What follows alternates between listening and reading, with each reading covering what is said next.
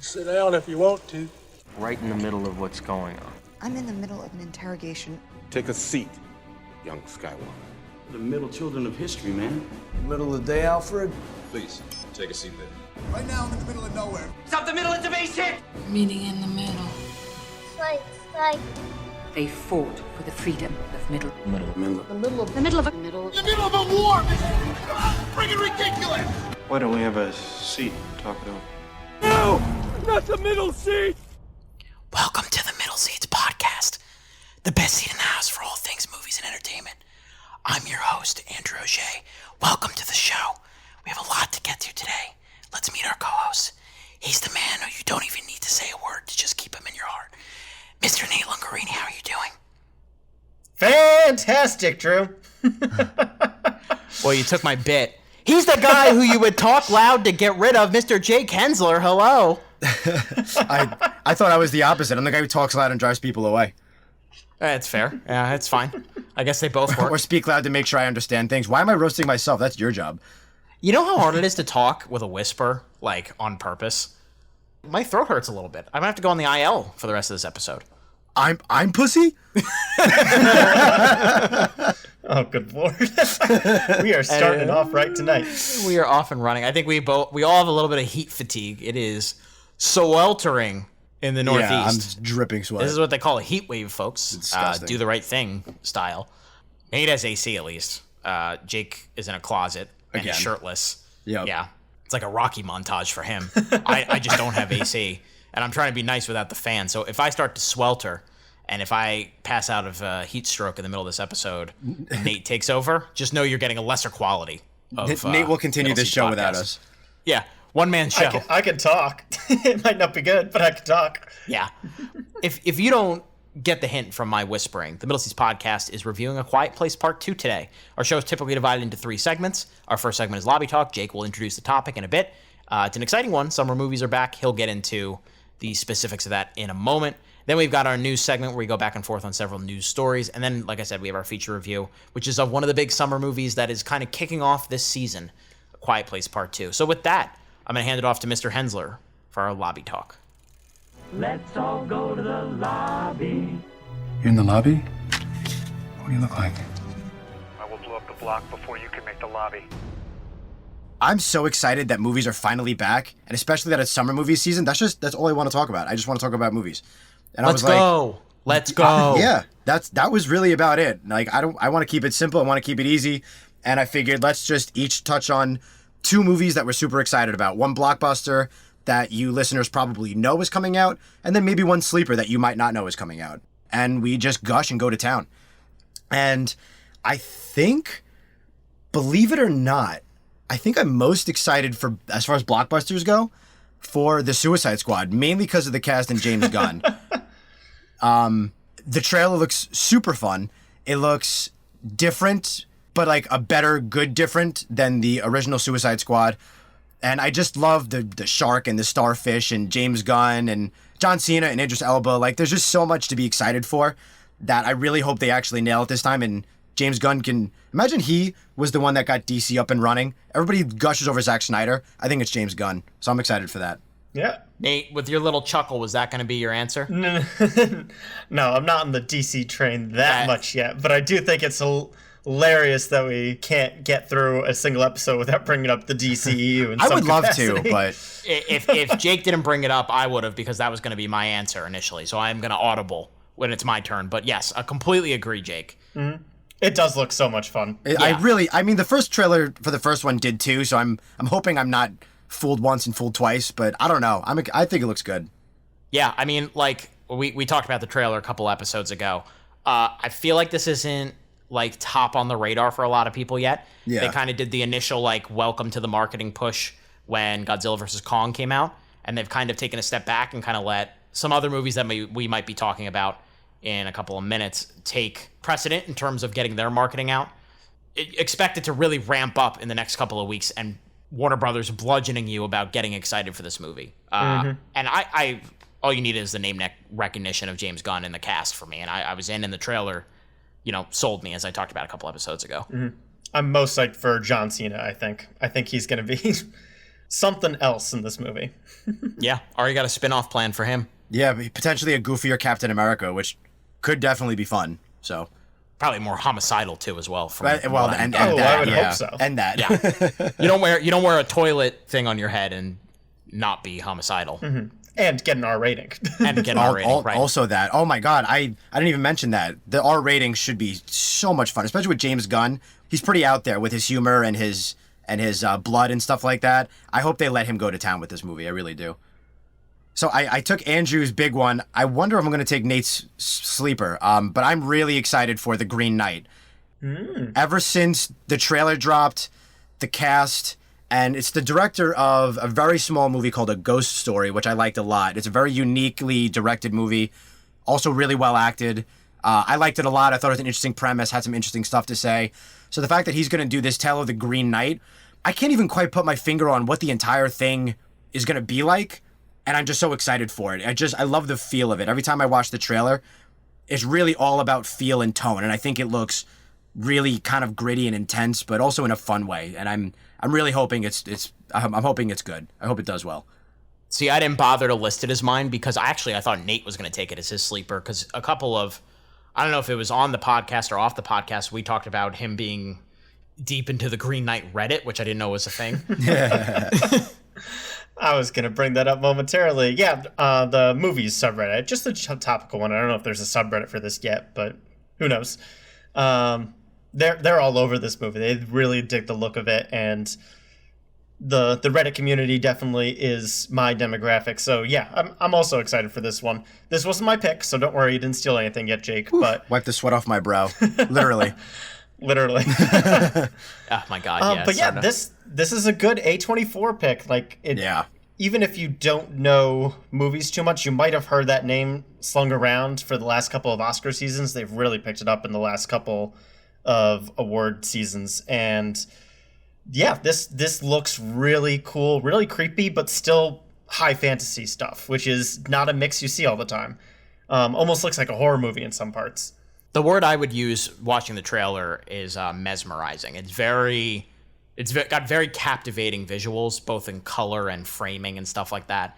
David Lowery is a really good indie director. Jake, you mentioned A Ghost Story, but he's also done some other stuff like Ain't Them Body Saints, and he did like one of the weirdest Disney live action remakes with Pete's Dragon. Like, he's got a very specific style that I think will lend itself well. Me and a buddy of mine from Albany have been anticipating this even pre-pandemic. So this is like a white whale movie for us, where it's kind of like we've been waiting for it for so long. It's probably the expectations aren't very fair to it, but I just hope it delivers. I mean, the cast is great. You got Dev, you got Rooney's in it, right? And Edgerton. It's a good group. 100%. It's really just the visuals. Because I really don't know much about the story at all, but the visuals to me are just striking. And it feels like A24, but also feels a little Hereditary, Midsummer kind of vibes. And I love both of those. So if it's anything like that, quality-wise or in tone, I'm in. I'm excited. Alrighty, I'll go next. So we'll keep the superhero train rolling. Jake's going to go with DC. I'll go Marvel with Black Widow. This is in a weird spot. I think I'm more interested to see what Shang-Chi and Eternals do, but Black Widow is the official start of Phase 4 in the Correct. MCU? Mm-hmm. Yeah, Phase 4. Basically, post-Thanos, post-Infinity Saga, and it's still a prequel at the same time, so it's going to be in a weird mix of places, and I'm mostly just excited to see what Marvel does with it. She's been overdue for a while. I mean, yeah, I'm kind of in the same headspace as you, where I'm kind of like, yeah, I'm excited for it, but like I don't expect anything revolutionary for it. I expect it to be like, I'll have a good time with it. It's entertaining, and it'll land right in the middle of the MCU like catalog. But it's still nice to have those movies back, Absolutely. Mm-hmm.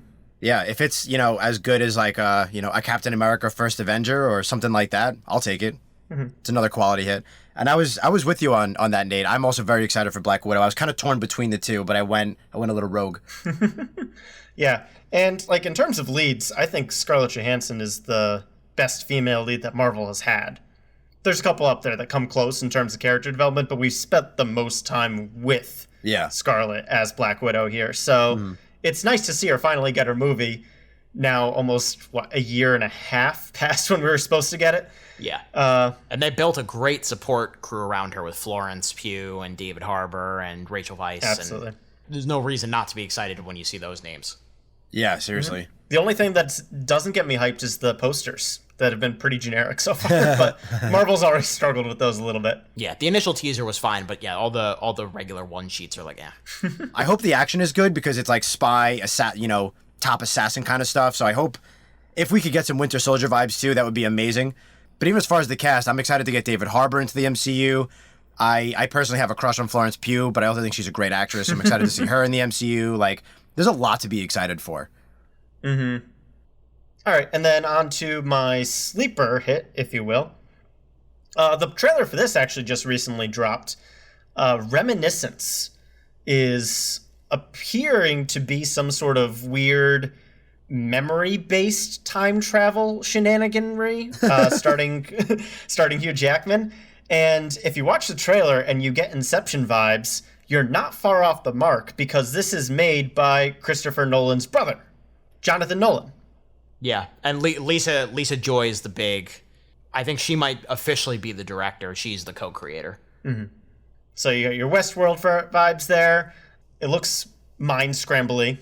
I'm hoping that it isn't just trying to be a Inception ripoff and does its own thing. And at the very least, high-concept sci-fi has always gotten my attention. So color me excited for stuff like this. Yeah, that's right up Nate's alley for sure. Especially with a Nolan name attached to it, forget about it. Yeah. And to make up for what was lost during Tenet. Whatever brain cells I had left at that point. Yeah, we were debating talking about this trailer, and we held off because there was another one we wanted to talk about instead. My 2 cents in short is that it's like, this could go either really well or really terribly. There's not a lot of in-between wiggle room, which is like... I appreciate movies like that take big swings. This will be another one of those where it's kind of like, can the Nolan proteges or the tree of Nolan actually make something work out? Jake, do you remember eons ago when we reviewed Transcendence? Maybe it's the title that's reminding me of it, but that was directed by his longtime cinematographer, Wally Pfister, and that clearly was trying to be a Christopher Nolan movie and just did not work at all. So it's a matter of like, how tight is the storytelling and how tight is the science of this? Yeah, I remember being a little bit generous to it. I'd probably be a little harsher now. Yes, I do remember that with Johnny Depp, right? Right. Yeah, that was no good. Yeah. Hopefully, no, that's very nice. I do have more faith in Jonathan Nolan though. He's worked with his brother before. He's got his own credits on Westworld, so he's got talent. He's got a sharp mind. I'm gonna root for any kind of advanced sci-fi movie that's going to challenge me and blow me away, like Nate said. So, yeah, definitely excited for that. When is that a release date? August 20th. Also, Sweet. I'll circle back around because we are talking about the Nolans, but this is Lisa Joy's movie, technically. She is the sole writer and director of this. So, Jonathan probably helps, but this is the other half of Westworld. We'll have to see who the more talented part is, even though Westworld kind of sucks now, in my opinion. Yeah, it had its one good season. Yeah. Time will tell. All right, so for my big blockbuster, I was going to say The Suicide Squad, and now I'm kind of stuck in between two movies that I think we've talked about on this podcast before. One I know we definitely have. I am going to lean... I just saw a sign on my television. I'm going to go one way. I have to go with F9. I know I'm a bigger fan of the Fast and Furious films than you guys are. The reason I'm saying that I got a sign is because, oh my God, the advertising budget for this movie right now. Yeah. You cannot escape it. It's all over New York City. It is all over television during the NBA playoffs. They have a commercial right now where, do you guys know who Giannis Antetokounmpo is? Heard the name. He's like a top 5 basketball player. He's got brothers in the league, and there's like a promo with like, family is everything, and it's like them dunking a basketball, and then it's like clips from the movie, and it's like, Jesus, Vin. Well, this is probably the big blockbuster to bring theaters back, so it makes sense that they're going ham with everything. Yes, and I think they have done a good job of selling how much you need to see this on a big screen. And with the trailers, with the addition of John Cena, with the hint that they're going to space, I don't know if this is going to be a good movie. I don't know if you could really even call any of these movies good movies, but I have a good time. I've had a good time with them for at least a decade now, and I expect to have a good time with this one. So I think this is going to bring a lot of people out in droves. The other one I was going to mention is Space Jam, but we talked enough about that when the trailer came out. Yeah, you were correct. It's not a franchise I ever fell in love with. I genuinely like the 7th one. I didn't see 1 through 4. I just never really got into them. They're not like they're all right. I don't dislike them. I just never got invested. But I am excited to see that on the big screen just because, sweet. Like, other than Kong and Godzilla, let's get some action blockbusters in the theaters back. Like, I'll go see almost anything. Yeah. Yeah, my very brief thoughts on the franchise is they're the most fun when they're deliberately being silly, in my opinion. So if you could just take Vin Diesel's character out of the equation because he's just so macho and serious all the time that it actively pisses me off watching it, I will be all on board with just like a balls to the wall, see what sticks kind of franchise that Fast is at this point. Yeah. And yeah, if we go to space in this movie instead of 10, which is hypothetically the last main Fast what Furious they say, movie. yeah. That's what they say. They'll probably have Hobbs and Shaw spin-offs, but if they go to space in this movie, how the hell do you top it in the next movie? Well, Nate, I can already tell you. Interdimensional time travel shizzle? Yeah. I don't know. They're going to get to another timeline where the Jurassic World characters exist and fight dinosaurs. That's what I was going to say. A crossover has to be next. That's the only way you top space, in my opinion. But is this where you bring back the 21 Jump Street crossovers that they were trying to do with Men in Black? Just do it here? Different company, but if you want to strike a Spider-Man-esque deal. Sign me up. I'll make it happen. Yeah. I'll watch it. Another thing about Fast and Furious that'll be good for getting people back to the theaters is that this is a very diverse cast and very internationally successful. So, like, all demographics go to see the Fast and Furious movies, whereas, like, very true. A lot of people see Marvel movies, but sometimes the demographics are, like, lean a certain way. Everybody sees Fast and Furious movies. And then my sleeper hit, and this might be I don't want to say Stockholm Syndrome, but just beaten in submission for how many times I've seen this trailer. And Nate, you recently told me that you like timing things at the theater specifically to avoid this trailer because it was the only thing they were showing for a while. This movie called The Night House that's coming out. Mm-hmm. It is a horror movie in mid-July. It stars Rebecca Hall. Oh, it got moved back, Drew. August 20th. Oh, did it really? Okay. Mm-hmm. Okay, well... Still technically summer. Going up against Reminiscence. Yeah, that's actually good to hear. Okay. Same point. Basically, it looks like... The basic way I can describe it is Rebecca Hall's husband commits suicide, and there's some kind of creepy shit going on, and there's some kind of mirroring of reality, and there's like a devilish version of the house or something like that. I've seen the trailer 30,000 times, and it's probably good that I still don't know what's going on. It's very well executed trailer. And it looks just like a genuinely creepy late summer fun horror movie. I'm looking forward to it. I think it's going to be a good time. Jake, have you seen this trailer? I know Nate has. I think I've only seen it once, opposed to Nate's experience. Well, yeah, consider yourself lucky.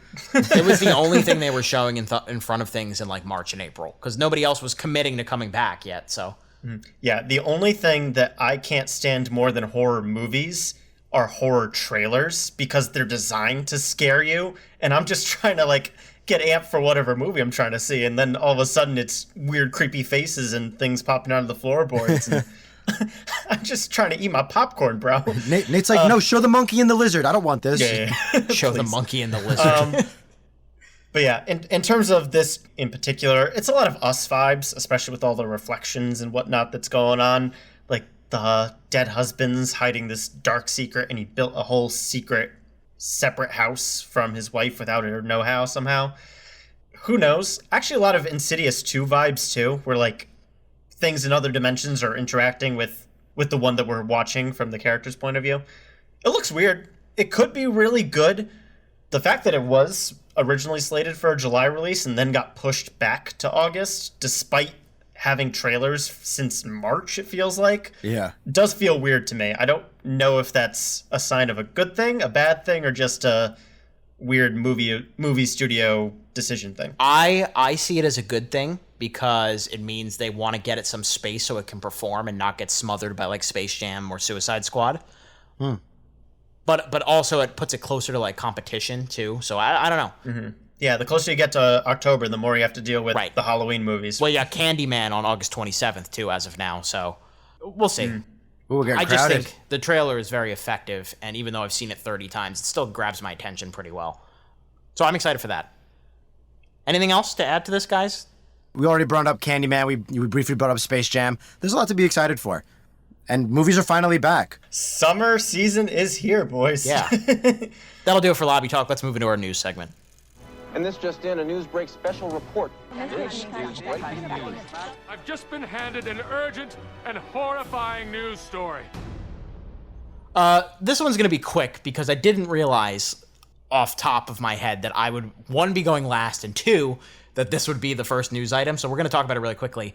Fast 9, we just talked about it a lot. We're going to talk about it a little bit more here. It's already out internationally in some places. People have seen it. There are some reviews out.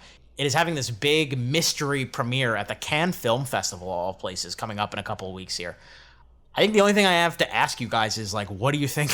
What do you think happens at the Cannes press conference where they finish up the latest Nicholas Winding Refn or Bong Joon-ho movie, and then they have to watch Fast 9? What questions do you think they'll have for Vin Diesel or the director Justin Lin?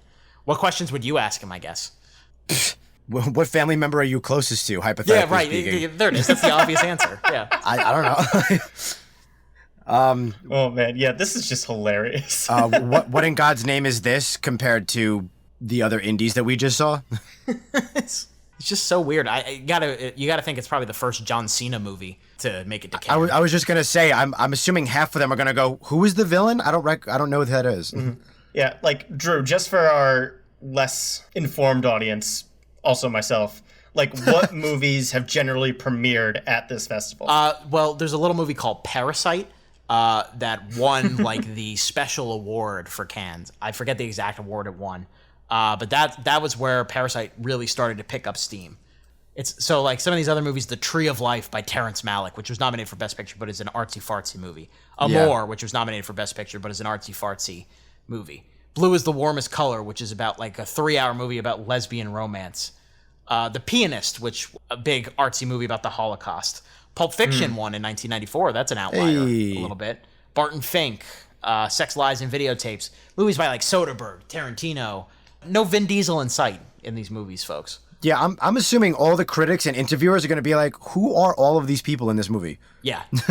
now, granted, it's probably playing out of competition, so it's probably not up for that award. It's just such an odd match because a lot of people were expecting, like, when they said there was going to be a mystery blockbuster, they thought, oh, maybe they'll show Dune. Maybe Eternals is ready to go. Chloe Zhao, she's coming off that Oscar. That'd be cool. Oh, that would be really cool. Not the case. So, I don't know. We just thought that was pretty funny. Yeah. Maybe Fast 9 really is a subversive masterpiece, just waiting to show you the deep... I can't even continue this analogy. Yeah, I was going to say, yeah. Losing steam, losing gas. I was going to say, if just like they might be going to space, Nate, I wouldn't hold your breath. Yeah. The deepest this movie is going to get is Vin Diesel realizing that family is more important this time. Yes, yeah. Yeah, he hasn't learned that in the first 8. Christ. This time it's personal. Yeah. Jeez, right. Louise. This time. Not the other times. No, this time. I do want to know how they're going to explain away the whole he loves his family, but what about his brother thing. Very curious about that, but I guess if they even touch it. Yeah, well, we'll certainly review that in the next couple episodes or so. For now, let's move on to a movie that's not coming out for a while, but let's move into something with more prestige aspirations. The next David O. Russell movie. David O. Russell was on a big role for a while. The director of The Fighter. He did Silver Linings Playbook, which is one of my favorite movies of all time. American Hustle, which is good, and Joy, which is eh. So he had his like little hot streak. He had Jennifer Lawrence along for the ride. Bradley Cooper along for the ride. He's coming back now with this new movie. We don't have a title. We only have a synopsis.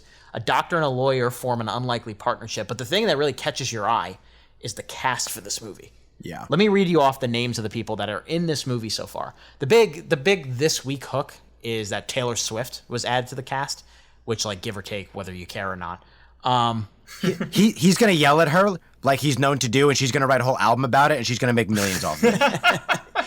How long you been workshopping that joke? That's perfect. That was good. Actually, no, I just thought of that. But I know David O. Russell is known to be screaming and yelling at his cast, and Taylor Swift is known to not like that.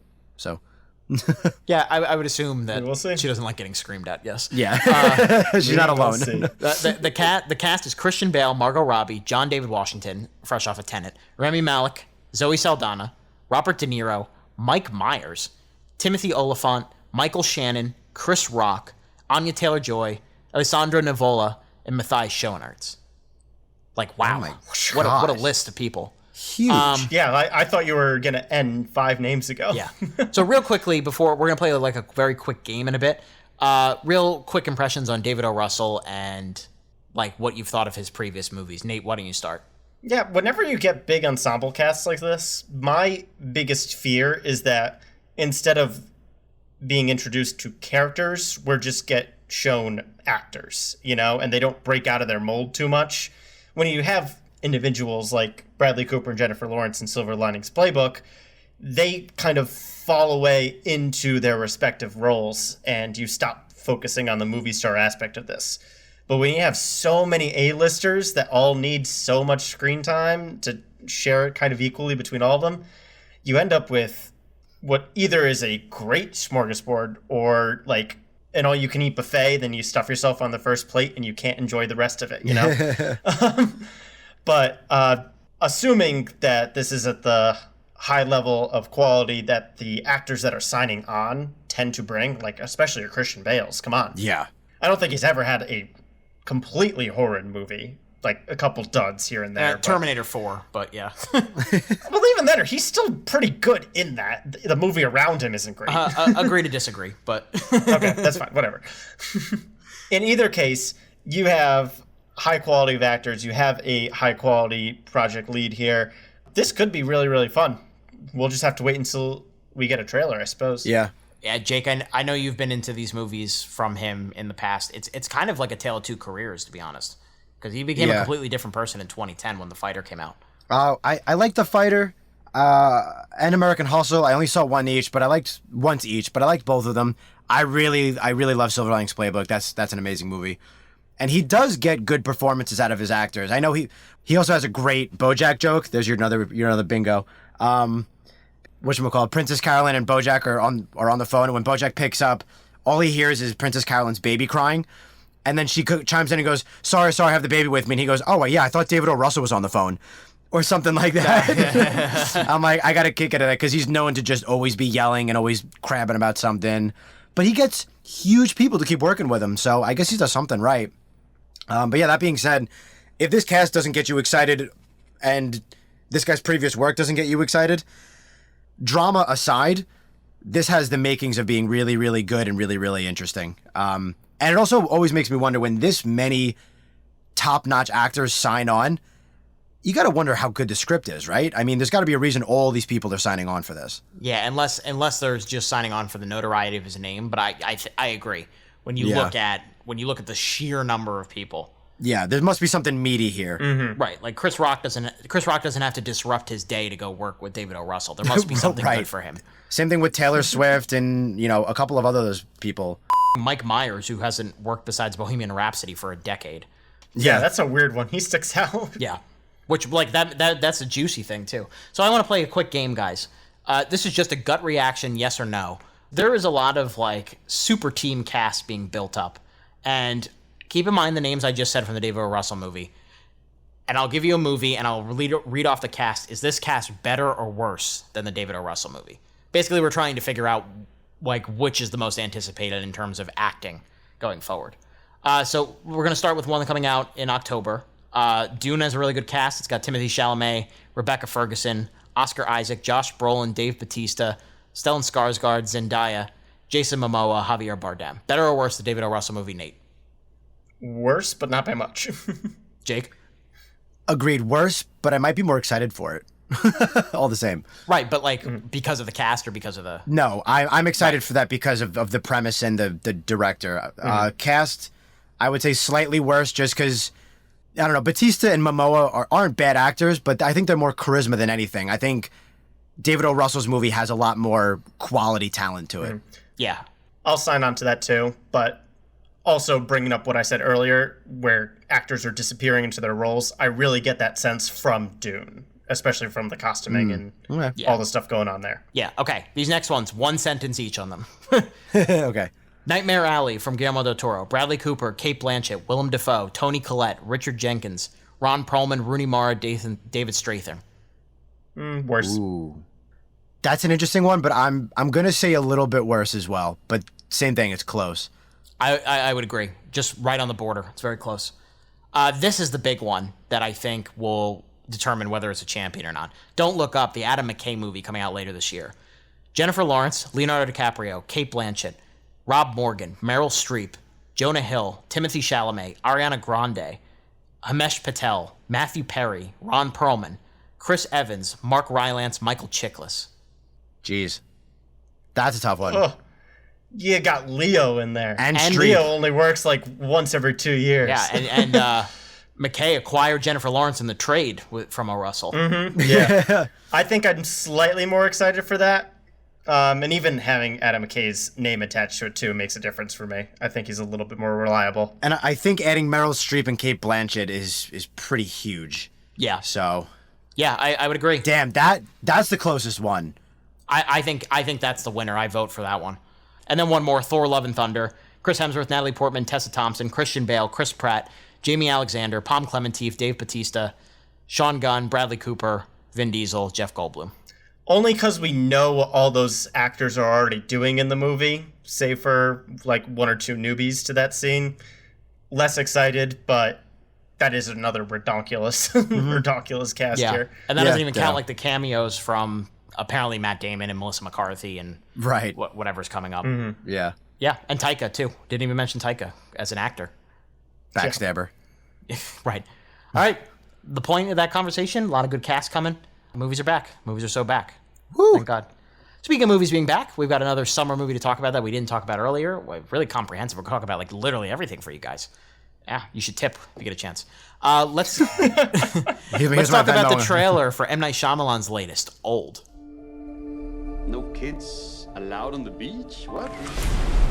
Whoa. Who would leave this?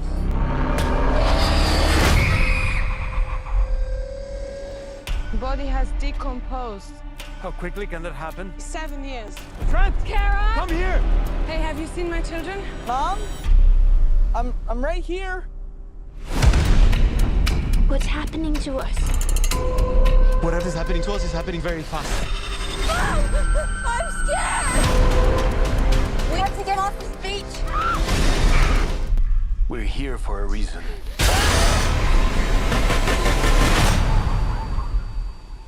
M. Night Shyamalan has made 14 movies. 12 of them, I would say, are like mainstream, really well known. He had 2 before The Sixth Sense in 1999. Of the 14, how many are good? Let's see. Sixth Sense, yes. Unbreakable, yes. I say Signs, no. What is he going to say, 4? I'm going to say 5. I'll say 5. I'll say Sixth Sense, Unbreakable, The Visit, and Split. So maybe 4. Yeah. Yeah. Like his character from Signs, M. Night Shyamalan always swings for the fences with every movie he makes, and he misses an awful lot of them. Yeah. And Old appears to be no exception. It is coming out in mid-July. Here's the initial premise. It premiered a trailer at the Super Bowl and has a full-length trailer out in front of A Quiet Place. A family on a tropical vacation discovers that the secluded beach that they are relaxing on for a few hours is somehow causing them to age rapidly, reducing their entire lives into a single day. Creepy, effective. Explanation-wise, we'll have to see how it goes. It's got Gael Garcia Bernal. It's got Vicky Krieps from Phantom Thread. It's got Alex Wolff, Eliza Scanlon, and for the second straight episode, I get to talk about Thomasin McKenzie. So that's exciting. Solid cast. You've got the premise, Jake, but you've also got M. Night, right? Who is definitely at a better spot than he was in the early 2010s. Let's hope. But what does that mean? What are your general impressions seeing this trailer?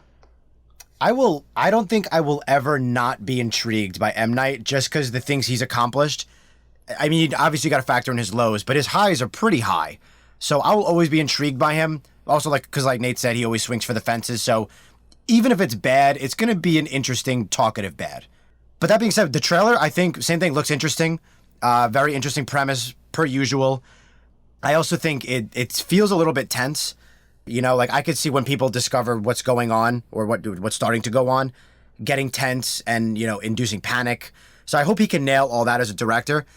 And I'm already very excited to see what his twist is, because you know it's coming. Yeah, whether it's a good thing or a bad thing is another thing. Well, right, exactly. M. Night twist, yeah. Exactly. Yeah, that's actually what I was going to start with here, Jake, because part of me almost wishes he just didn't feel compelled to make twists at the end of his movies anymore, and he could just nail the concept. Because this is a really cool concept. Yeah. a beach shortening your lifespan and like just trying to figure out the mystery around it.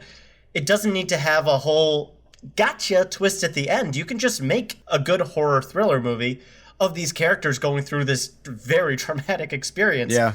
And however he wants to do it. The trees don't need to be the cause of this, or the coral reef isn't what's making it happen. Weird toxins in the air. I swear to if it's a coral reef, I'm gonna rip the cushion off the movie theater seat and throw it at the screen. It's gonna be the sand. It's coarse and rough, and it gets everywhere. Stop it! Don't give him ideas. God, he can still edit the movie at this point. He needs to just lock it in. No, I'm getting nervous. Yeah, I really think the twist ending moniker that's just been so attached to his name for the last couple decades has actually killed his career. I think he just needs to sit and execute, and there's no gotcha. It's the same issue that the Game of Thrones writers had, you know? Subverting expectations does not make your movie better. So whatever he's got planned, just follow through and don't try to throw your audience a weird boomerang instead of a bone. Just let it happen. And Jake, you mentioned the cast. A problem with M. Night's movies is his direction of actors, so I hope he gets good performances out of people. Yeah. I mean, that comes and goes. Like, James McAvoy, by sheer will, was fantastic in Split. Yeah, he was great. But, like, you see how he tanked Mark Wahlberg and Zooey Deschanel, who are not awful actors, in The Happening. So it's a matter of, like, tone is going to be so important here, and Nate, you're right, the structure of the story is going to be vital. Because if you pull out if you pull the rug out from under the audience and it doesn't need that, so you're just left with like a pile of trash. Like it just needs to have good payoff for this good concept. And I mean you can say that about all of M. Night's movies, and his success rate leaves a lot to be desired at points. But I'm excited based on the concept. And Jake, you're right. His name has kind of earned it to the point where he can just be attached, you know, and you'll get some kind of excitement from it or some kind of intrigue. Because that's the thing. Even when they're bad or ridiculous, like The Happening, like we've just been referencing, we still talk about it because of how utterly bad and ridiculous it was. Mm-hmm. At the best, we get Sixth Sense, which we'll be talking about forever. And at the worst, we're still getting movies that we're talking about for a while. So if I'm intrigued one way or another, but I hope it's good. Yeah. Me too. I am excited for this as much as I was pooping on his career for a minute there. He is one of the most unique minds in film. For better or for worse, He is absolutely extraordinary and unique with everything that he does. So, let's hope this is a win and not a loser. Yeah. Yeah. That's true. I mean, it's must see no matter what it is, so we'll give it a chance. July 23rd, I believe, is the day that Old is coming out to theaters everywhere. So you can check it out then. Let's move to a horror movie that's out right now. Let's move into our feature review of A Quiet Place, Part 2. What happened? A bomb, I think. I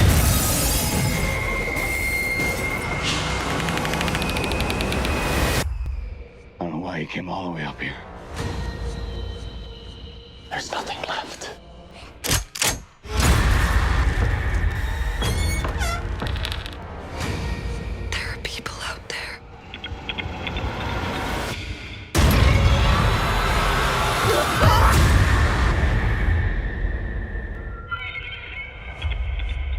A Quiet Place Part 2 is the second film in what appears to be a trilogy now. They've said that a third film is in development. Directed by John Krasinski, written by John Krasinski. It's the follow-up to the 2018 original, which was a massive hit. Like, I remember us talking about it a little bit, like, off mic in the beginning of 2018, something to look forward to. It made $150 million. It was a huge hit in the United States. One of the biggest horror hits ever. And for good reason, because that movie is excellent, in my opinion. It's one of my favorite horror movies ever. It is a singular concept taken to its extreme really well, which made me worried about returning to it.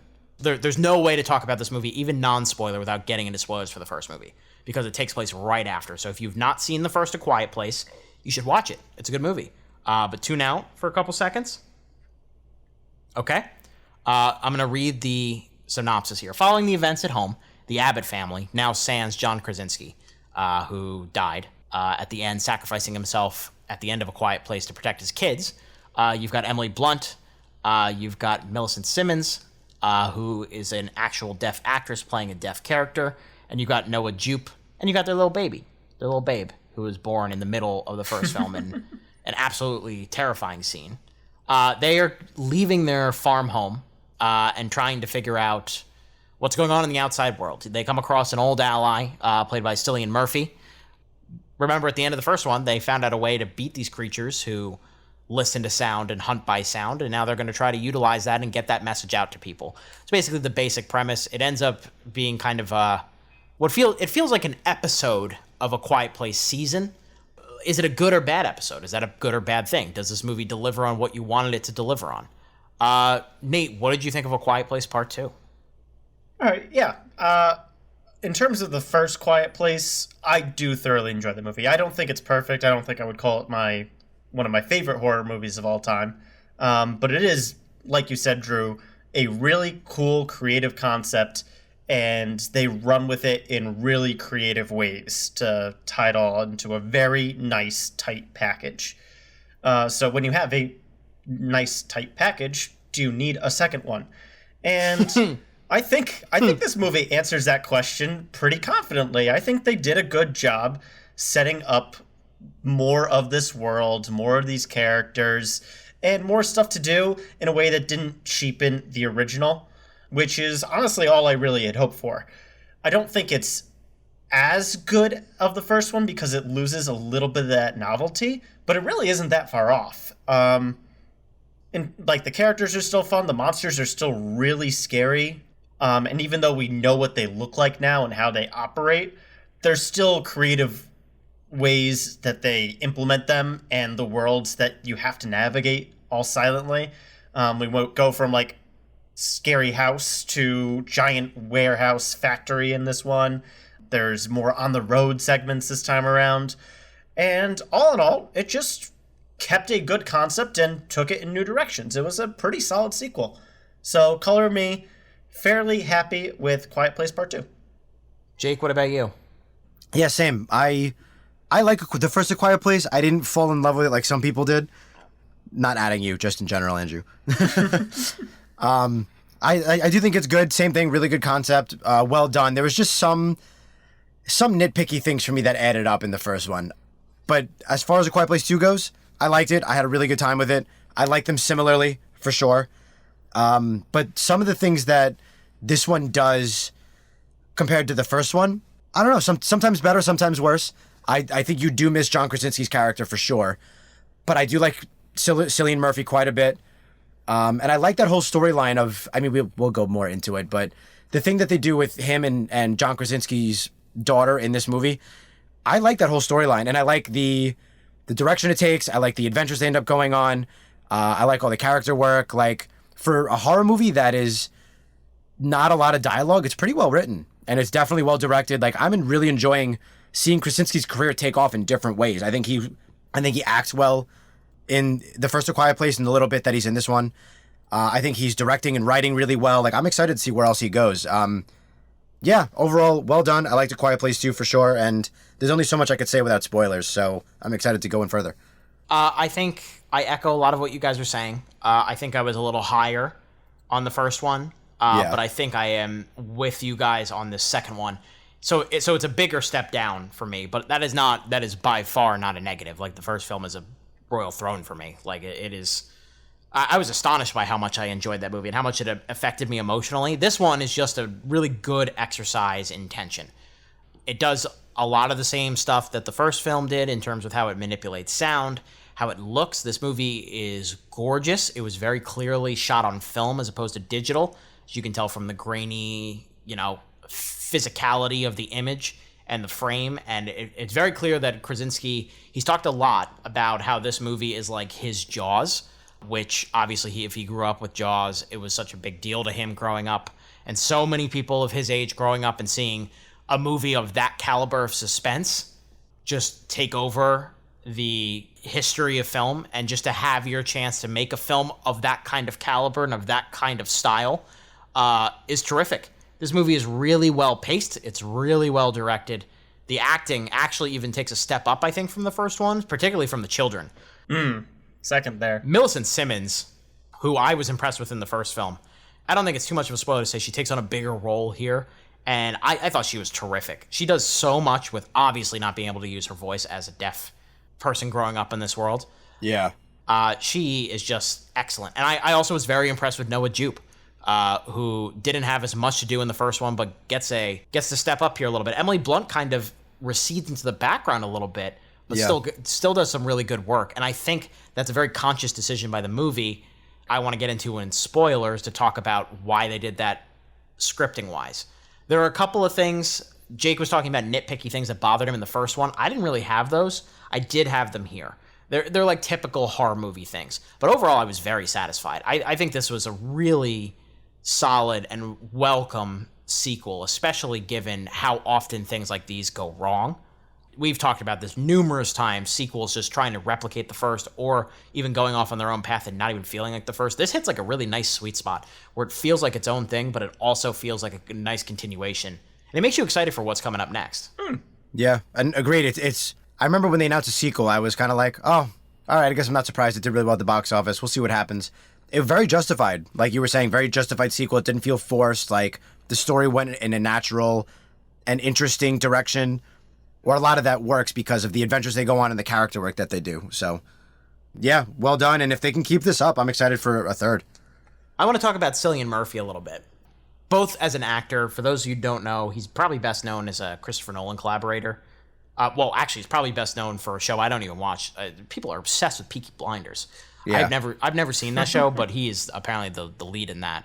I know him best as Jonathan Crane from Batman Begins. He plays a big role in Inception, of course.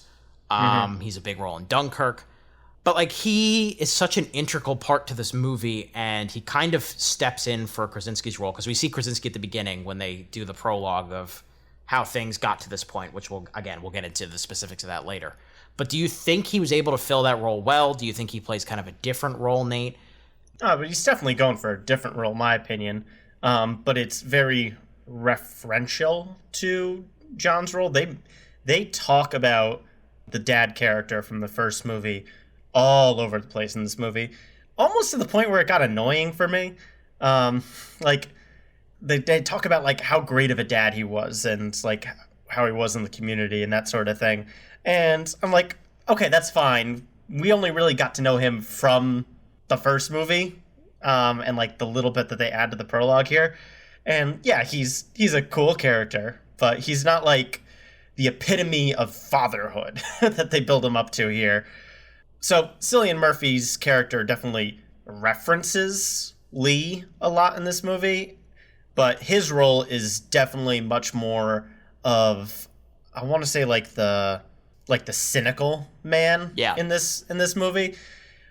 Like if you were living through, like we all did, quarantine or something like that, and you just lost faith in the world because it's overrun by monsters or whatever, you would probably act a lot more like Cillian Murphy's character than John Krasinski's. And that was a nice little yin-yang, if you will, going from the first movie to the second movie. And I thought he did a good job here. Yeah. We don't all have the luxury of living on a secluded farm away from everything going on. And Jake, that kind of speaks to the movie's overall point, which is everybody's experience during this kind of apocalypse would be so different. Absolutely. And just everybody's outlook, too. We talked a little bit about how things landed for you in terms of those kind of themes and stuff. I was kind of up and down. I kind of agree with what Nate was saying in terms of Krasinski. But you kind of felt something different, which is surprising because you weren't as into the emotional catharsis of the first one than as I was. Yeah, and it wasn't that the first one did anything wrong as much as it just didn't hit me in the gut like it did you, I think. Even though he's not in the movie other than in the beginning, I think they utilize his character well. And I know what you mean. They do bring him up a lot. The movie's only it's just over an hour and a half. That's not a lot of time to bring up a character so many times. But you're right. Cillian Murphy is similar but different to Krasinski's character in the sense that him and the daughter do end up kind of having this relationship. But it's very clear he's not the same, but he's still doing his best. He's still trying. And I think he gets that inspiration and influence from that daughter character. She kind of brings out the best in him when he was really cynical. And I thought a lot of that really worked. Yeah. So So I think that's a good pivot point for spoilers, probably, right? Yeah. Yeah, I'll say so. All right, let's go into our ratings here. If you're just joining the Middle Seats for the first time, we operate on a seat scale and rate movies on a seat scale. If we think a movie is like perfect, like I thought of A Quiet Place, I didn't really have any issues with it. I gave it a Royal Throne. If we think a movie is great and has minimal flaws, we give it a plush recliner. If we think a movie is really good with pretty sizable flaws, we give it a wooden seat. Inverse of that, if a movie is not great but has some decent things in it, damp lawn chair. Movie's awful, we give it a sleazy outhouse. Bag of popcorn, little check mark goes next to the movie if we think you should see it in theaters. I had a really great experience with the first A Quiet Place in theaters. Nate, should people see this in theaters? You seem to have liked it. I think I have an idea of what you're going to give it. Well, let's start with the rating first. I would probably give the first Quiet Place a plush recliner. I did thoroughly enjoy it. This sequel is pretty close, but not quite as good as the first one. So I'm teeter-tottering a little bit here. I think just based on cool concept and good execution, I'm going to give Quiet Place Part 2 the plush recliner as well. But this is definitely much more in the middle when the first one is a very solid plush recliner. In terms of theater experience, you'll probably know your area a little bit better. There are going to be lots of quiet scenes in your movie. And the first one did a great job. The sound design here is really incredible. So if you can get the good screen, like especially an IMAX or Dolby or whatever you have, but any movie theater screen and sound system, it's going to be a phenomenal experience. I think my only little caveat there is if you know that your local theater has a lot of talkers or murmurers in the crowd, this movie can really suffer from that. So I'll put that little asterisk there, but for the most part, highly recommend you see this in a theater, just to your own discretion in terms of your locale. Jake, how was your experience? I did have to shush people on 2 different occasions. And Andrew knows I'm not afraid to do it. I think they were like teenagers. They were sitting right behind me because of course, somehow that always happens. But I had to shush them a couple of times. Somebody else did too. And that's the whole thing. It's just annoying especially when a movie's designed to be quiet. Stop giggling and narrating the movie as it's happening. Like if you're one of those people who do this and you're listening to this, I'm telling you now, stop it. That being said, I would give this movie a bag of popcorn. You should see it in theaters because it does, like Andrew said, it does visually look really good. And like Dave was saying, the sound design is also really, really well done. So definitely bag of popcorn. See this in theaters if you can, which movies are back. A lot of us are vaccinated. Go see it. And I'm going to go with plush recliner as well. I think both of these movies are kind of low-end plush recliners for me. I didn't fall in love with either of them. And I like them similarly but differently, like for different reasons. But they're both good. They're both well done. Neither one are perfect, but both quality and worth the watch. So yeah, plush recliner, bag of popcorn. Even if you're not a big horror guy like Nate, I still think this is a good one. It's not overly scary. It's tense and it's thrilling, but it's not overly scary. It's a good balance, honestly. It's a good balance. It's got some adventure in it. It's a good time. It's a good watch. Yeah, I echo a lot of what everybody's saying here. As I've said like 4 times now, the original is a Royal Throne for me. This is just a plush recliner, but it's still a very solid, recommendable one. I think there is a lot to commend Krasinski for not falling into the traps of sequelitis, and there's a lot to commend the cast for finding new avenues with their performances. Yeah.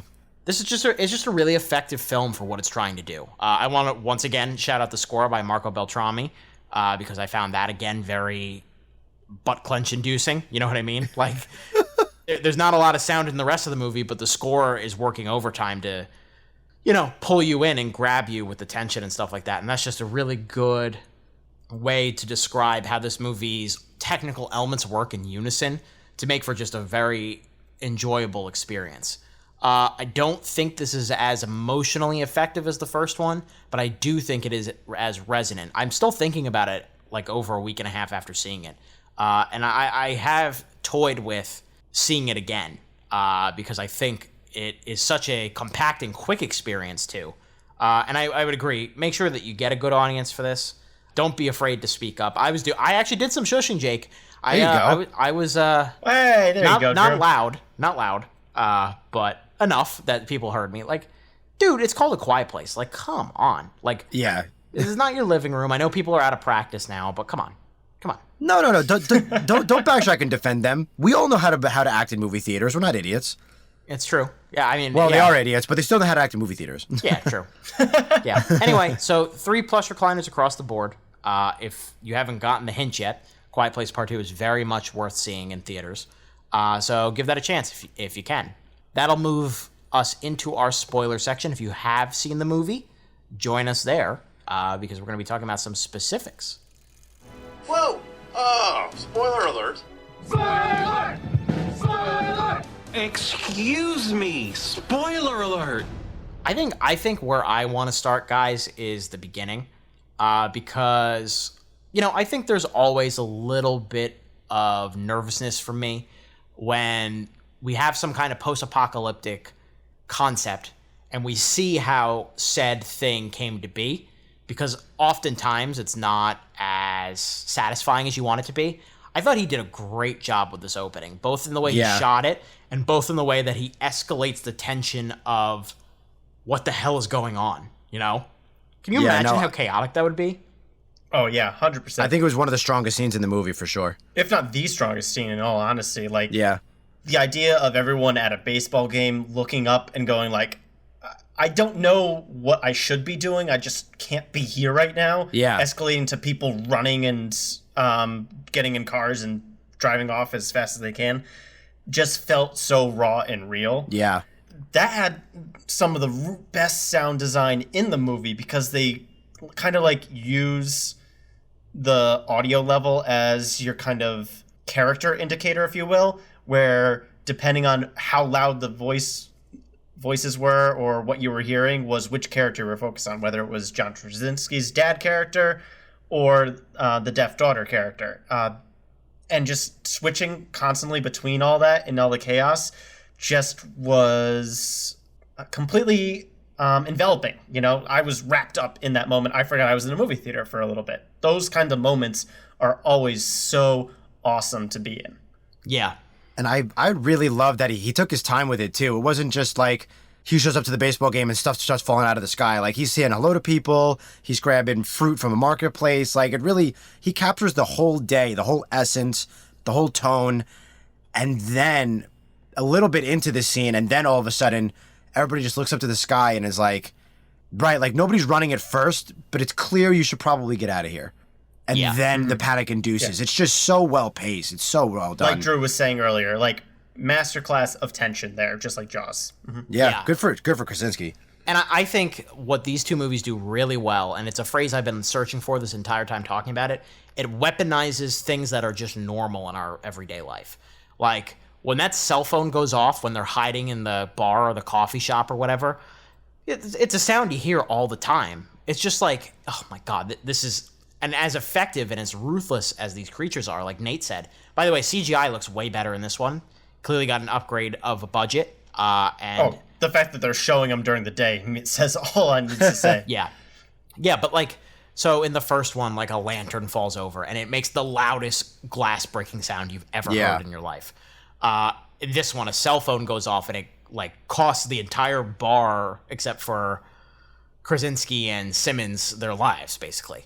And another point later in the movie, Millicent's character is trying to sneak into a radio booth, and she puts her foot down very slowly on a piece of paper, and if she slides over and kicks, like, I forget if it's a cup or something over, it could be the end. Like, you have to watch your step everywhere you go, and those kind of focuses are they're small, they seem small, but they're really so crucial to how the whole piece plays in terms of how scary it is and intense it is.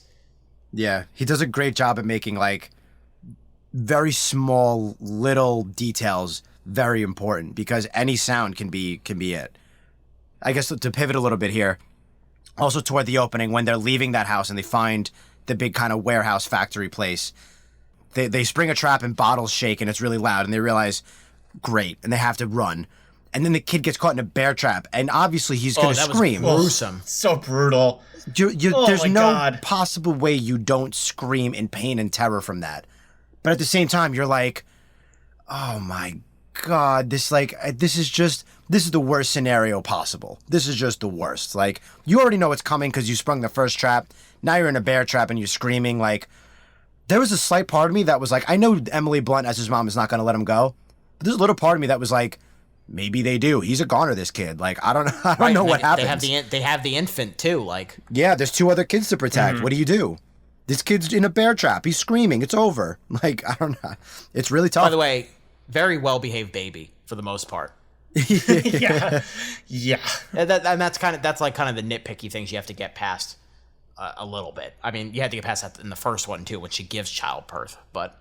And the fact that the waterfall was right there and they didn't just decide, oh, let's live here. This feels a little bit better. That kind of stuff. I think with the horror genre, in order for plots to happen, characters need to make some stupid decision or at least suboptimal decisions here and there.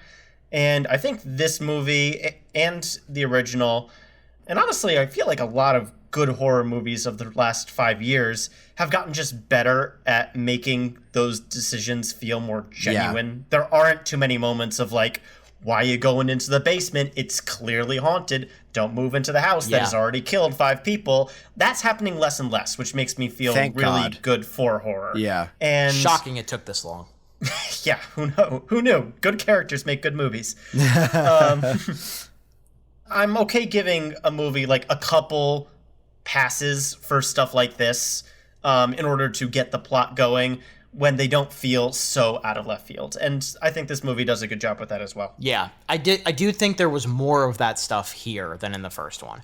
And that was kind of an issue I was finding. Maybe it was because I wasn't as into the relationships between the characters. There's a point where Noah Jupe is just walking around Cillian Murphy's place for like no real reason. And it's kind of like, just stay down there, man. Like, you know it's safe down in the furnace area, which if we're getting into another ingenious idea, how about adding the extra danger of suffocation to this entire ordeal? What a brilliant concept to add that furnace as both a safe haven and kind of a ticking clock of doom as well. Yeah. But my point is, it's safe down there. Like, where are you going, man? And then he finds the creature and he has to sprint back downstairs. That was something that I was actually really worried about this movie for. Was part of the appeal of horror movies, like the first half of the movie, generally, you don't know the rules, so anything can happen, and like especially ghost movies, like the Conjuring movies that, thank God, we hopefully aren't reviewing, the ghosts can just do whatever they want for the first half of the movie, and then as the characters know more, the audience is a little bit more relieved because they can kind of expect what to happen. That's what the first Quiet Place did too, where we knew the rules of what these monsters could do, but we as the audience didn't know what they looked like or did to people yet. Seeing that play out over the course of the movie made them terrifying up until the point where we were shooting them with shotguns. So when we start this movie as a sequel, the stakes already feel lower because you have a way to kill them and you already know how these monsters move and act. So what's there to be surprised about? So adding stuff like the furnace scene or a bear trap or bad human characters like those river people added extra little bits of tension to add on to the stakes rather than keeping the momentum from the same movie. Yeah, it's a good point. Very quick performance there by Scoot McNairy, too, by the way. He's one of those river people. I didn't even recognize that was him, because I know who that is. I'm surprised I didn't recognize him. That's pretty funny. So as far as Cillian Murphy's character goes, and I know what you guys mean, it could be a little bit annoying sometimes, but they hold John Krasinski's character up on this pedestal, kind of. And I get he just died, so they're still grieving, they're still mourning, they're remembering all the good stuff about him. So, like, I get why they would feel that way and act that way. And Cillian Murphy's just kind of like, listen, I'm lucky to be alive. Everybody I know and care about is dead. And in his experience, all the people that are still around are usually not good people anymore. They've had to make some bad decisions to stay alive, and that's affected them. They're not good people. That starts to change when he meets this family. The daughter, Millicent, starts to bring out better qualities in him where he's helping her. He agrees with her mission, and he's risking his life to help her. And there comes a point where he's trying to do the right thing, but he's just not as capable or heroic as John Krasinski's character in the first one. But with his help, she fulfills her mission and becomes just like her dad. And I think all of that ends up working so well because they both get really good arcs, and it just is timed so well with the ending where both kids are the heroes of the story, basically. They both defeat their monsters in a really, I thought, I'm not an expert on editing like you guys are, but a pretty well edited and well paced and well built with tension sequence where both of them are overcoming their fear and realizing how to beat the monsters and then doing it. Yeah. And I just thought all that was done so well. Clearly passing the torch to the New Blood there. Absolutely. Yeah. That was the movie's masterpiece, in my opinion. That was just like a flawless execution of editing, and you completely understand what he's trying to do. And that's the coda on the film, too. And it does work, because both the parents throughout both movies are just leading by example and showing how to survive and how to live and what to do and how to best handle situations. And these kids finally get there, and it's so rewarding. It's really well earned. Satisfying, too. Yeah. In terms of Krasinski's character as opposed to Cillian Murphy's character, I think what they do with Krasinski's character here actually kind of lessens him in the first one.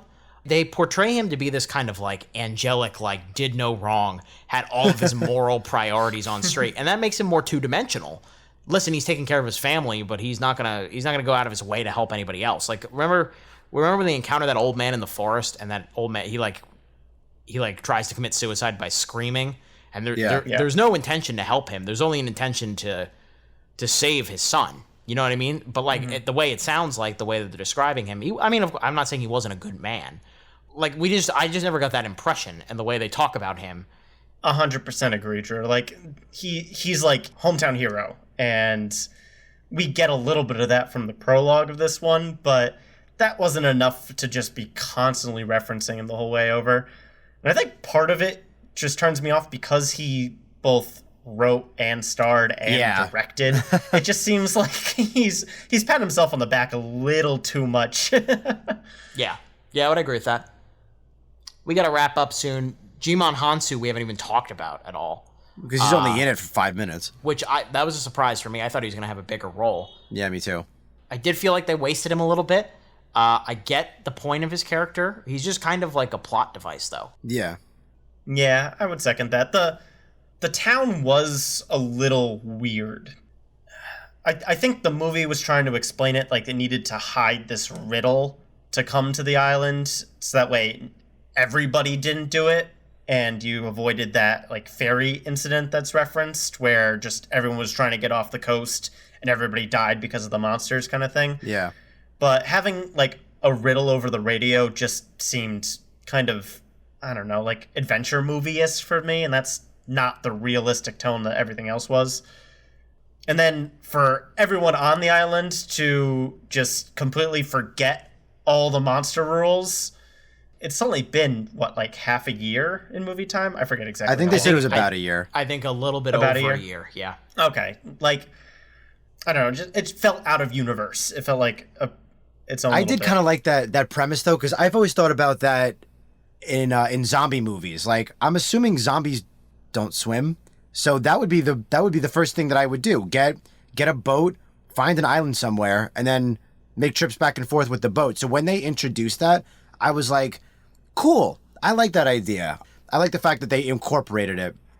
But I agree, the execution could have been done a little bit better. But I feel like I still kind of got it, because there's probably only so many humans left in the world at this point. So if they make it a riddle, a little bit by bit, people will probably start to find this island and it becomes a sanctuary. And I thought it was a pretty neat idea, but I know what you mean. It's a little different in tone, but I still kind of liked it. Could have came up with a slightly better riddle. I was going to say, they're looking for only the Quizmasters to survive, apparently. That's true. That is true, yeah. Yeah, which, I mean, whatever. So, like, the movie ends, they have the broadcast signal out with her hearing aid to basically play on a frequency if you want to defeat these monsters. I want to wrap up by talking about where we think this is going to go from here. So there's two different movies, I think, in development, if I understand correctly. There's a proper third Quiet Place movie, and then there's a spin-off being directed by Jeff Nichols, who's a great director in his own right. He made Mud and Midnight Special, and he's done a lot of really good things in his career.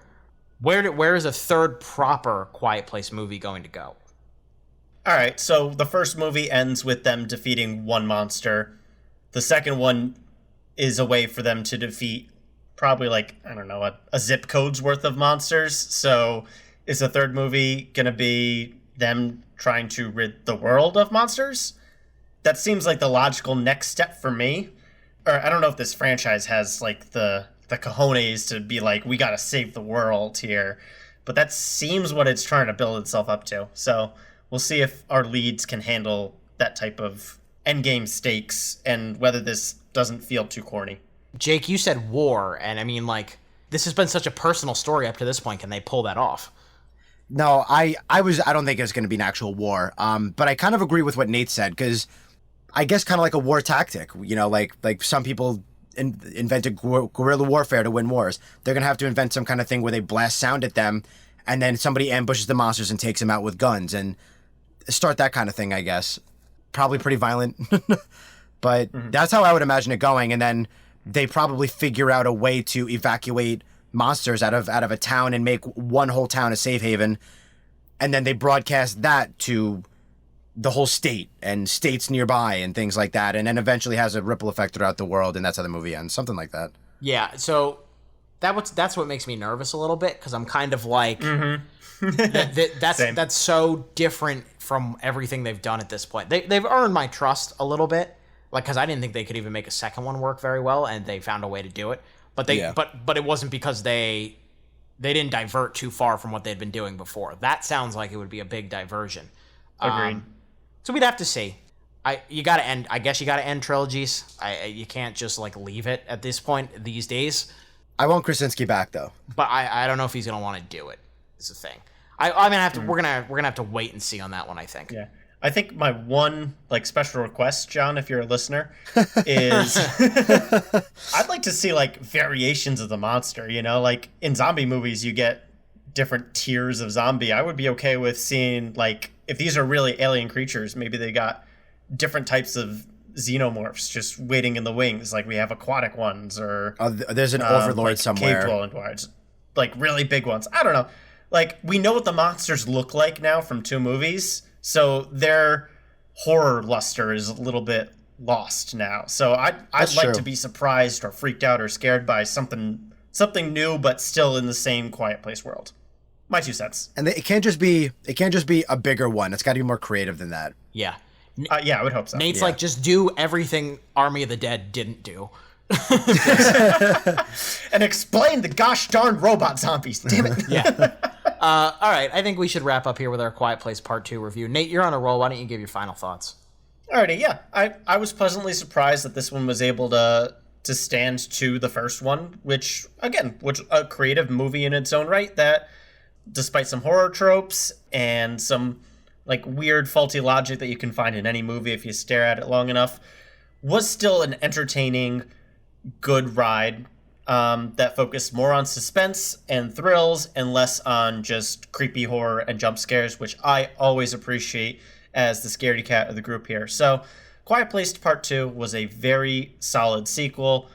Very much on board with this, and call me optimistic to see where the third movie goes. I just hope that it keeps the same momentum that this sequel had. All in all, heartily recommend Part 2, and let's kick off the summer season with more good movies like this. Yeah, pretty much the same.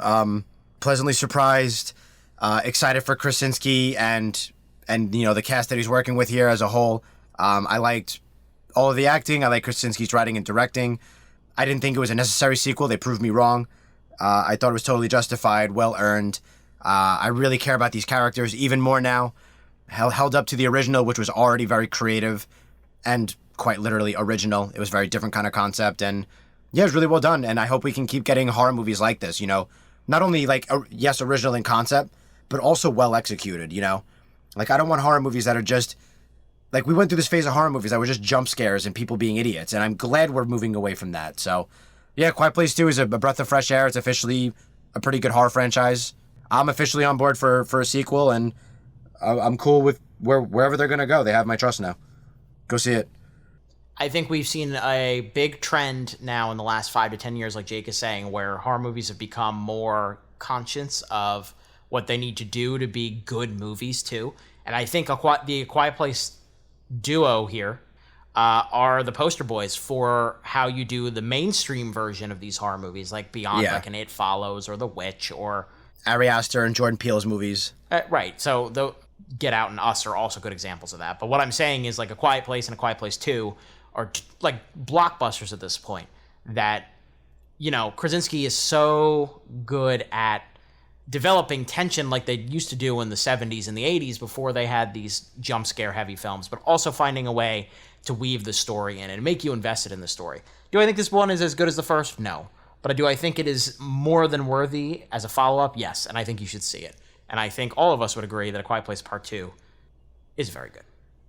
I thought I had something else, but let's end this episode. Nayland Guarini, where can they find us on the internet? Alrighty, here's how you can get in touch with us. Please like, comment, and subscribe to our YouTube channel, The Middle Seats. You can also listen to us on the go on all your podcast platforms, including Spotify, Stitcher, iTunes, and SoundCloud. For questions, comments, and updates on the show, keep an eye on our Facebook, Instagram, and Twitter, all at The Middle Seats. And if you like what you hear and you want to see more content, let us know and spread the word. Like a DJ would say, we've got banger after banger after banger coming, guys. We are so excited for the reviews we've got coming for you up in the next few weeks. Some big blockbusters, some baller reviews. We are very excited. If you have missed anything we've done in the last few months, please check that out, of course. Like Nate was saying, you can find us all over there. That'll do it for tonight's episode. For Nate Lungarini and Jake Hensler, I'm Andrew Auger. Keep that seat warm, everyone. We'll be back soon.